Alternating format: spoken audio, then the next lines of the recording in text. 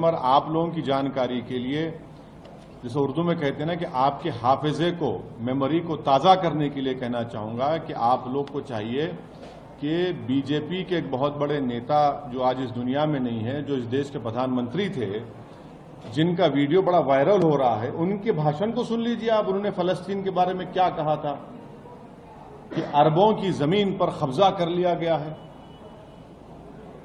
और दूसरी बात यह है कि भारत में हमने एक पोस्ट स्टैंप निकाला था, सॉलिडेरिटी विद पैलेस्टाइन, वो भी आजकल देख रहे हैं आप लोग। हमारी शुरू से पॉलिसी फलस्तीनियों की ताईद में रही है। इसमें शिफ्ट आया जब कांग्रेस की सरकार थी, उसमें एक शिफ्ट आया।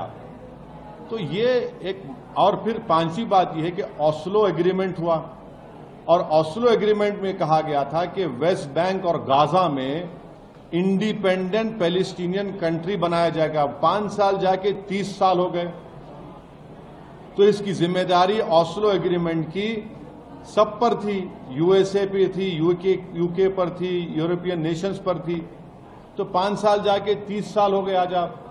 और आपको ये समझना चाहिए कि जो इलीगल सेटलमेंट्स बनाए जा रहे हैं वहां पर ऑस्लो एकॉर्ड के खिलाफ, जेनीन रेफ्यूजी कैंप में जाकर आप उनको मारा और पीटा जाता है। ये बात दुनिया जानती है कि वहां पर मस्जिद अक्सा है, बैतुल मुक़द्दस है। ये सब इंपॉर्टेंट चीजें हैं। आपको दुनिया को ये भी समझना चाहिए कि गाजा की जो स्ट्रिप है, आपने तो 16 साल से ब्लॉकेड करके रखा इजराइल ने वहां पर उसको। 16 ईयर्स से ब्लॉकेड है। ओपन एयर प्रिजन है वो। क्या है बताइए अब आप उसका। एक उसका रास्ता था दारुल में, पेरीमीटर लगा दिया। 2005 में रास्ता बंद कर दिया आपने। इजराइल ने गाजा एयरपोर्ट को 2001 में बर्बाद कर दिया। करीम अबू सालम एक इलाका है, आपने 2008 में इजराइल ने बंद कर दिया। हां, फिर आपका गाजा सिटी का 2010 में आपने उसको बंद कर दिया। बेत हनोन में सिर्फ उन्हीं लोगों को क्रॉस करने दिया जाता है जिसके पास इजरायली का इशूड परमिट्स है। राफा जो इजिप्ट में आता है रास्ता, उसमें स्पोरेडिकली कभी भी खोल दिया जाता है।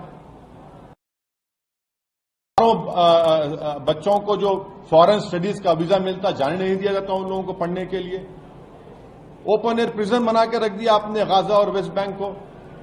और फिर आप बोल रहे हैं कि ये क्या हो रहा है। वायलेंस, अप्रेसर कौन है वहां पर? अप्रेसर इजराइल है। अप्रेस कौन है? फलस्तीनी है। वायलेंस कोई भी करो, हम उसको कंडेम करते हैं, चाहे कोई ऑर्गेनाइजेशन करो या फिर इजरायली गवर्नमेंट करो।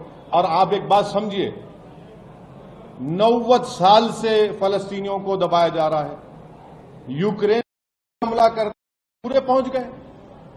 ये कौन सी मोहब्बत है? गोरी चमड़ी से मोहब्बत? चमड़ी से मोहब्बत नहीं है क्या आप लोगों को? नहीं, सुनिए, यूक्रेन में हमला रशिया ने किया, आप वहां पर पहुंच गए। ये 90 साल से लोग हैं भाई। महात्मा गांधी ने क्या कहा था इन लोगों के बारे में, वो भी देख लीजिए आप।